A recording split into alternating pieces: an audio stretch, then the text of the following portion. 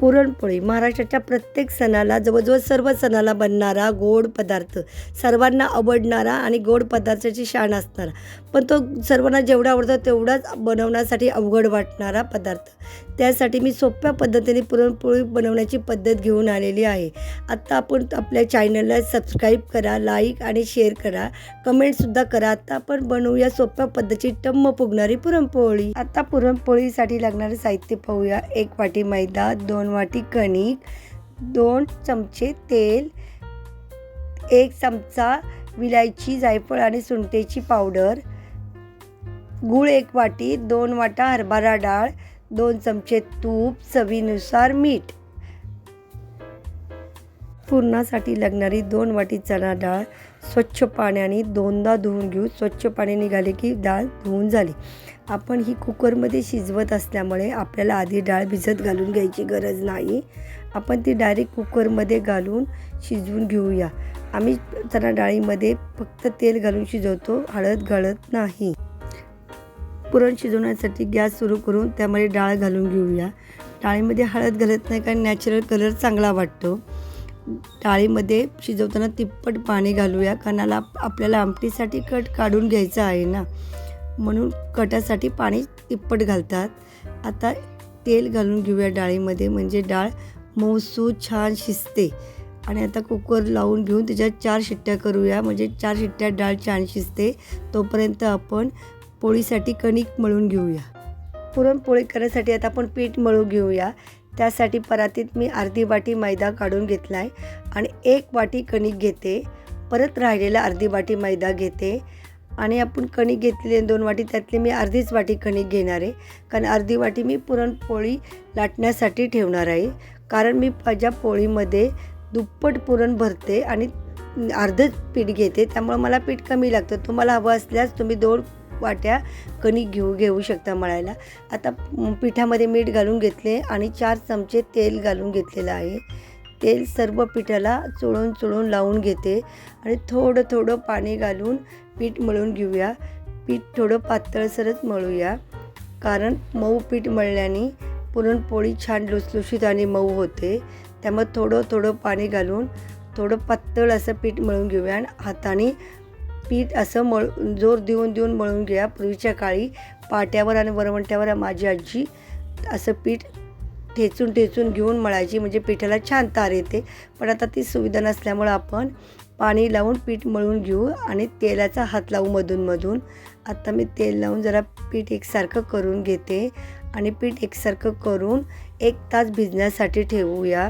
1 तास पीठ भिजूनच द्यावं लागतं पुरणपोळीचं किंवा साध्या चपातीचं सुद्धा.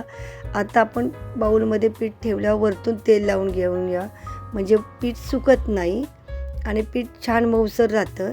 आणि ह्या पिठावर आपण ओलं कापड घालून 1 तासासाठी ठेवूया. आणि आता आपण पुरणाची तयारी करून घेऊया. त्यासाठी आता कुकरची शिट्टी झालेली आहे, तर आपण कुकर गार करून पुरण परतण्यासाठी तयार करूया. एका पातेल्यावर चाळणी ठेवून घेऊ आणि थंड झालेली डाळ चाळणीत ओतून घेऊ आणि पाणी गाळून घेऊया आणि पाणी आमटीसाठी बाजूला काढून ठेवूया. पुरण परतण्यासाठी आपण कढई गरम करून घेऊया. त्यात 4 चमचे साजूक तूप घालूया. खरं तर 2च चमचे, पण पातळ तूप असल्यामुळे मी 4 घातलेत. आणि आता त्याच्यामध्ये पूर्ण पाणी काढून घेतलेली डाळ घालूया, कारण पाणी राहिलं तर पुरण पातळ होते. त्यामुळे डाळीतून पूर्ण 10 मिनटं ठेवून पाणी नितळून घ्यायचे आणि त्याच्यामध्ये 1 वाटी गूळ घालूया आणि गूळ वितळेपर्यंत आपण पुरण छान परतून घेऊया. तूप घातल्याने पुरण छान खमंग असं होतं. आणि आता गूळ वितळायला लागलेला आहे. आपण हलवून घेऊया. गूळ डाळीमध्ये असं वितळून घेऊ हलवून. आता गूळ वितळून घेतलेला आहे. सगळ्या पुरण पातळ झाले. आत्ता गॅसवर ठेवून आपण पुरण सुकवण्यासाठी घेऊ. पुरण सतत हलवत राहू, नाहीतर पुरण खाली लागतं. आता पुरण घट्ट होत चाललेलं आहे. आता पुरण परतून पूर्ण झालं. आता चेक करण्यासाठी आपण उलातनं असं उभं करून ठेवायचं. उलातनं उभं राहिलं तर पुरण तयार झालं. आता पुरण तयार झाले. तर गरम पुरण आपण आता गाळणीतून वाटून घेऊया. तुम्हाला हवं असल्यास तुम्ही पुरण यंत्रातून सुद्धा वाटून घेऊ शकता. मी इथं गाळणीतून वाटून घेणार आहे. त्यासाठी खाली पातेलं ठेवले आणि ग्लासाच्या साह्याने गाळणीवर असं घोटून घेते पुरण. या गाळणीतून छान असं बारीक पुरण येतं आता पुरण रेडी झाले. आपण त्याच्यामध्ये विलायची, जायफळ आणि सुंठीची जी पूड करून घेते ती मिक्स करून घेऊया. नंतर पूड घातल्याने सुगंध छान येतो पुरणाला. आता पुरण आणि पीठ दोन्ही रेडी झाले. आता आपण पोळी लाटून घेऊ. त्यासाठी मी निम्म पीठ आणि दुप्पट पुरण घेतलेलं आहे. आता एक अशी वाटी करून त्यात मी पुरण भरून घेऊन उंडा करून घेते. वरती एक्स्ट्राचं पीठ काढून घेते. आता उंडा गोल करून चपटा करून घ्यायचा, म्हणजे सर्वत्र पुरण पसरते. पोळीचं पुरण सर्व बाजूनी कडांना गेलं म्हणजे कडेपर्यंत पुरण पोचतं. आता आपण पोळी लाटून घेऊया. गोल गोल फिरून अल्लात हाताने पोळी लाटून घेऊया. माझा पळपट ॲल्युमिनियमचा असल्यामुळं मी प्लास्टिकच्या कागद घालून त्यावर पोळी लाटते. आता गोल गोल फिरून पोळी लाटून घेऊया. आधी मी 2दा बाजू पलटून घेतलेली आहे, कारण आवरण दोन्ही बाजूनी पातळ व्हायला पाहिजे. एका बाजूने लाटल्यास एकाच बाजूनी पातळ होतं, एका बाजूने जाड राहतं, म्हणून पोळी उलटी पलटी करून लाटूया. आता पोळी लाटून झाली. आता पोळी भाजून घेऊया. मोठ्या गॅसवर पोळी भाजून घेऊया, कारण स्लो गॅसवर पोळी भाजल्यात पोळी कडक होते. आता उलटून घेतली आणि उलटण्याने कडा दाबून घेऊन भाजून घेऊया, म्हणजे पोळी छान फुगते. पोळी पलटताना मी गॅस बारीक केला होता. आता मोठ्या गॅसवर पोळी भाजून घेऊया. पोळी किती छान टम्म फुगली आहे, किती सुंदर दिसते पोळी. आता त्याला वरतून पातळ केलेलं तूप लावून घेऊया. मी तूप पातळ करून घेतलं लावण्यासाठी. सर्व बाजूनी तूप लावून घेऊया. पोळी पलटून घेऊया व दुसऱ्या बाजूला सुद्धा तूप लावून घेऊया. पूर्ण सर्व कडांना तूप लावून घेऊया. आता पोळी तयार. आता दुसरी एक प्लेटमध्ये काढून घेऊन दुसरी पोळी लाटून घेऊया. सेम त्याच प्रकारे त्याच्यामध्ये पुरण भरून, दुप्पट पुरण भरून उंडा करून घेऊन पोळी लाटून घेऊया. आणि गॅसवर उलटणाने दाबून दाबून पोळी फुगवून घेऊया. त्याला सर्व बाजूने तूप लावून घेऊया. माझी दुसरीसुद्धा पोळी खूप छान टम्म अशी फुगलेली आहे. आणि माझे पोळीचं गव्हाचं पिठाचं कणकेचं आवरणसुद्धा खूप पातळ झाले. इथूनच मला आतलं पुरण दिसते. आणि मी पुरणामध्ये विलायची पावडर नंतर घातल्यामुळे त्याचा सुगंध पण छान येतो. पोळी तव्यावर टाकली की सुगंध पसरतो आहे घरभर. खूप छान माझ्या पोळ्या झाल्यात.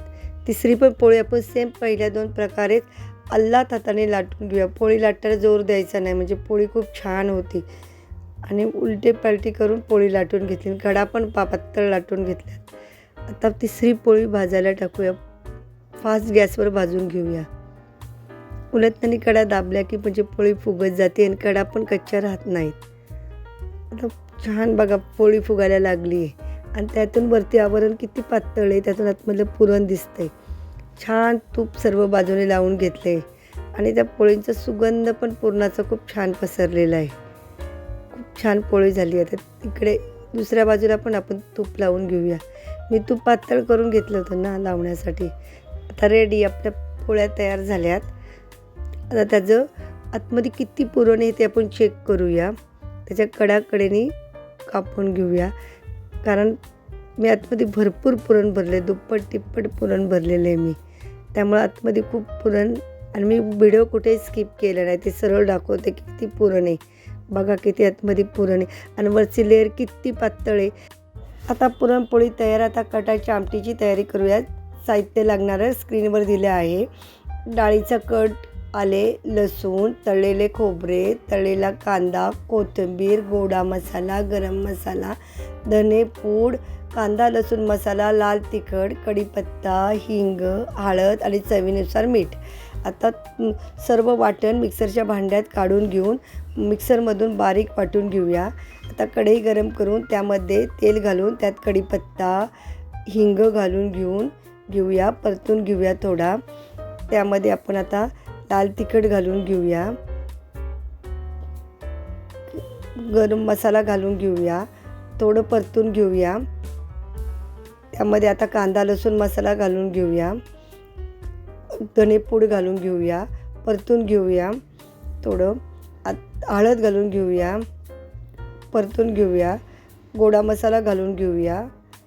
आता आपण जे वाटण करून घेतलं आहे ना मिक्सरमध्ये, ते घालून तेलामध्ये चांगलं वाटण परतून घेऊया. पाटल्यात थोडं पाणी घालून परतून घेऊया तेल सुटेपर्यंत. आता त्यामध्ये मीठ घालूया, म्हणजे वाटण चांगल्या परतल्या जाईल. मीठ घातल्यामुळे आपण आता वाटण परतत आलेलं आहे. वाटण परतून झालं. आता आपण जो डाळीचा कट काढून ठेवला आहे तो घालूया. डाळीचा कट घालून घेऊया पूर्ण आणि थोडेसे पाणी घालूया. थोडं घट्ट वाटते आमटी.